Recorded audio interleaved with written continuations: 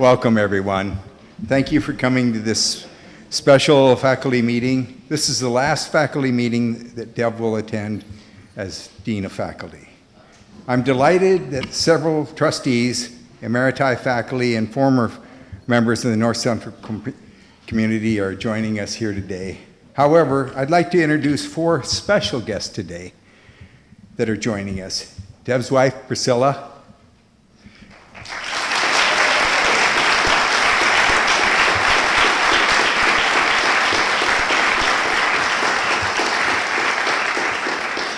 His daughter, Divya.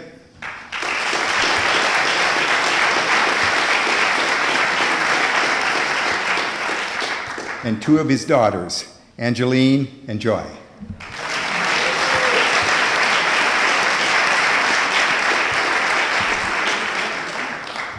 Today we recognize R. Devados Pandian,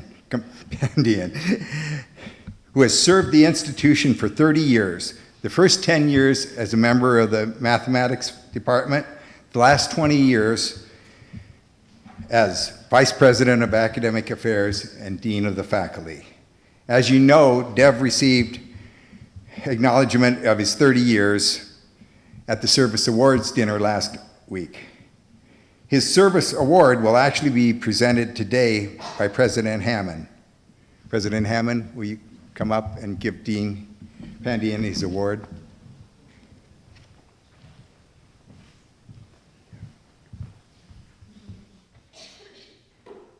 You have to come up here.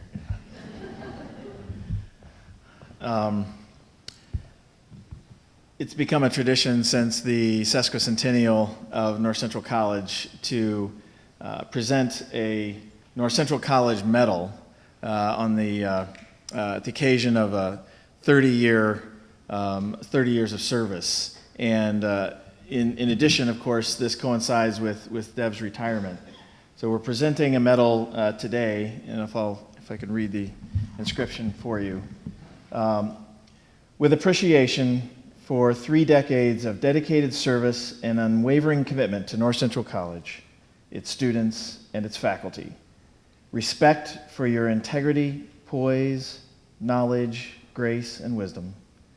Gratitude for your commitment to faculty development, teaching, and scholarship, and admiration for your thoughtful leadership and passion for veranda learning. Congratulations.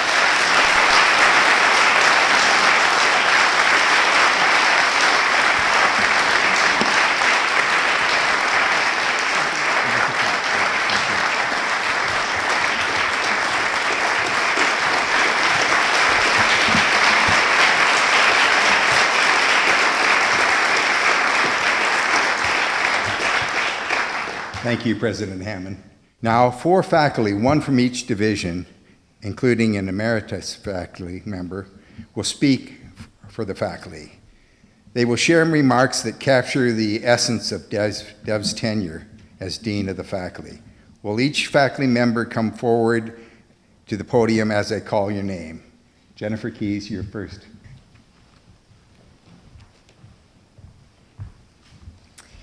It's hard not to notice that North Central College is in the midst of a vigorous building phase. We've broken ground on what will be a state-of-the-art science center, and we are building momentum toward our brilliant future. As Thomas A. Kempis of the late medieval period observed, the loftier the building, the deeper the foundation must be. What Devados Pandian has built over his long and distinguished tenure as dean is an outstanding faculty. Laying the cornerstone is both essential and symbolic because all other stones will be set in reference to it, thus shaping the entire structure. By establishing a rigorous search process and facilitating strategic hires, Dean Pandian ensured that we have that essential foundation. For the majority of faculty in this room, our first introduction to the dean was during our campus interview. As we sat in his very formal office, seated before a coffee table that was laden with books written by North Central College faculty, the first thing we learn is that this is a dean who is enormously proud of his faculty. The second thing that becomes immediately obvious, although it is a conversation, is that he is scrutinizing our every word. And he is assessing not just whether we can meet the benchmarks for tenure, but whether we have what it takes to reach the highest rank of full professor. And then, of course, the third thing we learn is that the dean does not negotiate salary. Our search committees have embraced his charge to bring the best. Those words and that spirit will continue to echo the halls of the building long after he is gone. Next, Dean Pandian erected the pillars. He ensured structural integrity by entrusting faculty to carry out our own rigorous tenure and promotion process. And he positioned generations of new faculty to become stakeholders in the institution. Professor of Communication Mara Berklin and I both feel very honored to be part of the last cohort he has helped shepherd to the level of full professor. Much to my dismay at the time, the dean did not appoint me to every position for which I thought I was enormously qualified. But in retrospect, I can see how he was carefully balancing larger institutional priorities while also guiding me towards roles that would best utilize my skill sets. Mara shared similar thoughts. Dean Pandian has clarified, supported, and challenged me, all accurately for the context at hand, even when at the moment I might have been impatient. In hindsight, I can see that he was modeling teaching as leadership. For this model, I will always be grateful. In his building efforts, Dean Pandian has understood the importance of investing resources to promote excellence in teaching and distinguished scholarship. The Ruge Fellows Program and the increased number of endowed chairs reflect the dean's commitment to retain and reward our finest faculty. Professor of Education Becky Clemente credits the dean for his role in making the Center for Teaching and Learning a reality.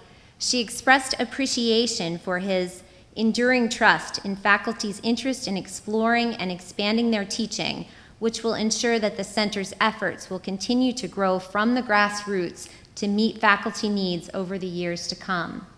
The dean has also been a strong supporter of the Junior and Senior Faculty Enhancement Program and an advocate of carving out time for our professional terms.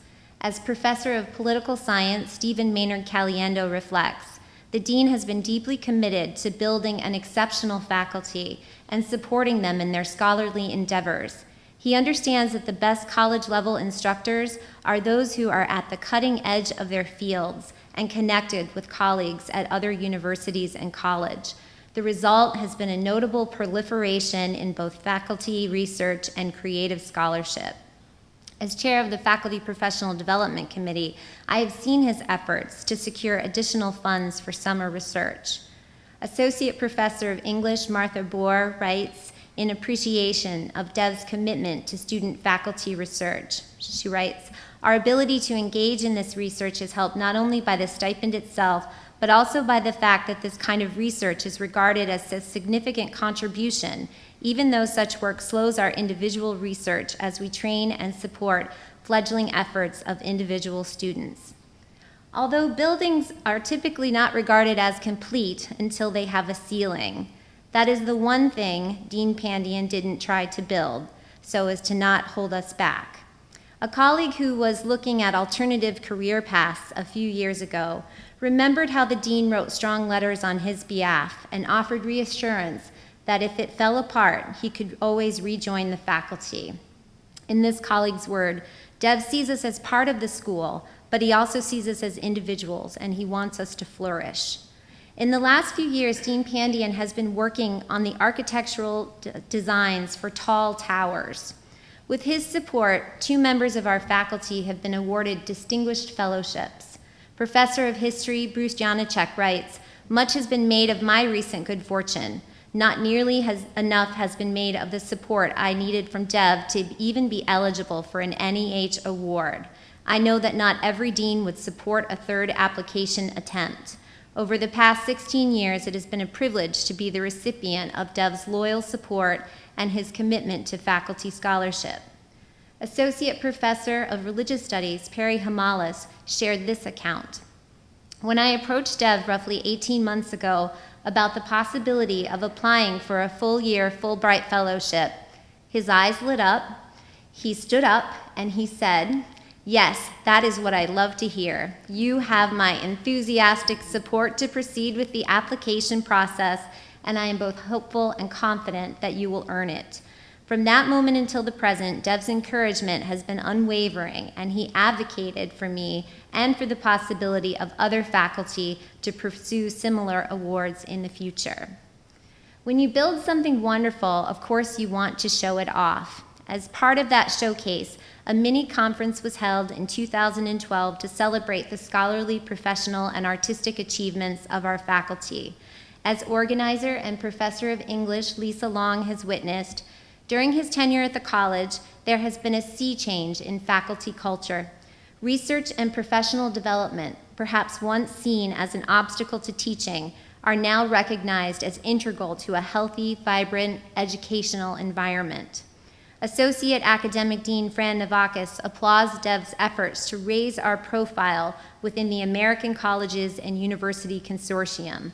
He has supported a number of important initiatives and grants. Each summer, he has invited faculty, staff, and administrators to join him at the Summer Institute. With Dev's support, the college has hosted 2 Summer Institutes and 1 administrative conference, which Fran Navakis writes is a tribute to how much faculty from other campuses enjoy the North Central College setting and campus community. In closing, Professor of Sociology Lou Corsino shared this story. He once asked Dev about his social world outside of campus. Dev explained that he had not gravitated towards groups with whom he might have had shared experiences because his colleagues were his community. In fact, he described North Central College as his family. So what he's really been building all these years was a home for himself and for all of us. Thank you.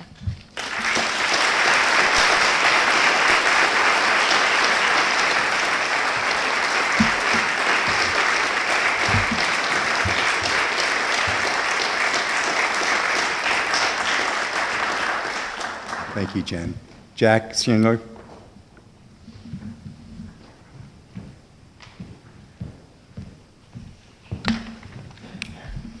Good afternoon. Although there are not too many of us left in this room who actually remember the 1980s at North Central, I can still see the images of a few of us who arrived during that decade, and one was certainly Dev, that new prof from India who was already known for teaching calculus with the passion of a cricket fan from Mumbai, who had a sense of time and perspective that spanned hundreds or thousands of decades, who never complained about the climate of the Midwest because such things simply had to be accepted, who always had a smile for his colleagues as if that frustrating faculty meeting had never really happened, and who ran the graduate programs committee with a calm and steady hand that would foreshadow his career as a dean of faculty destined to begin in the following decade. Yes, I remember, and I will always remember Dev, not necessarily the professor, the chair, or the dean, but Dev the man, Dev the colleague. And so when I was asked to speak about a list of accomplishments and benchmarks grouped together under the label of program development and innovation, my mind immediately drifted to another list, a list of words and images that have already been previewed in today's video that I will always associate with Dev, a list I submit that will outlast any list of programs or innovations. Yes, it's true that under Dev's watch, we developed and innovated a lot. We revamped general education. We tried out several versions of interdisciplinarity. We re-envisioned our honors program. We created and developed international education nearly from scratch. We held on to a language requirement. We ushered in a new era of fine arts. We introduced and implemented several editions of FYE. We reinvigorated program review. We experimented with new ways of bringing technology into the classroom. We brought assessment to the fore. We converted course credits to a semester model and increased the number of credits needed for a student to graduate.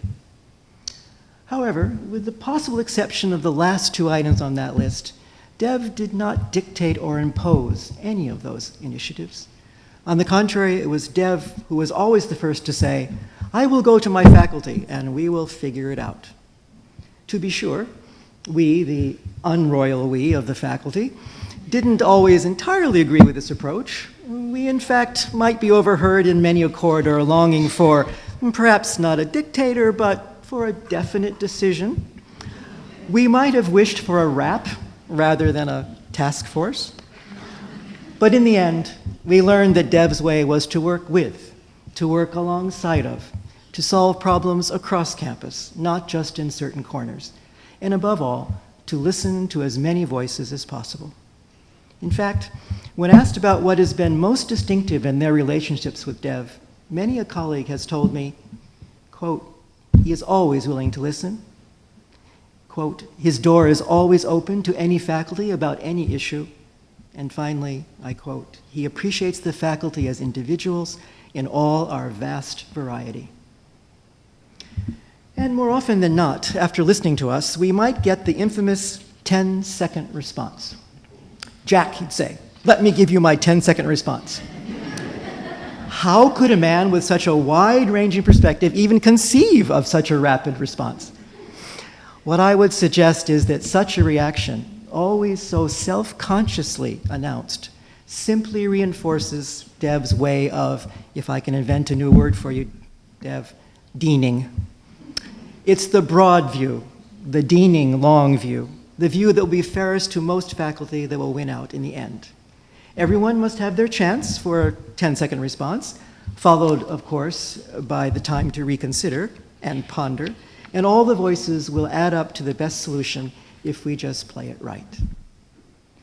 So let me return to where I began. Words you've already heard, like calm, fair, determined, steady.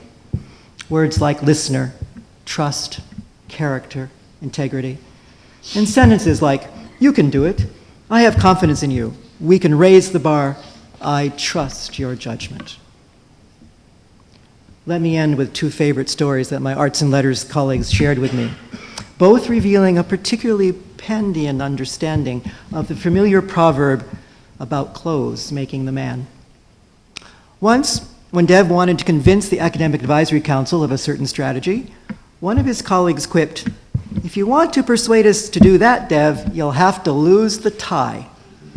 Dev immediately began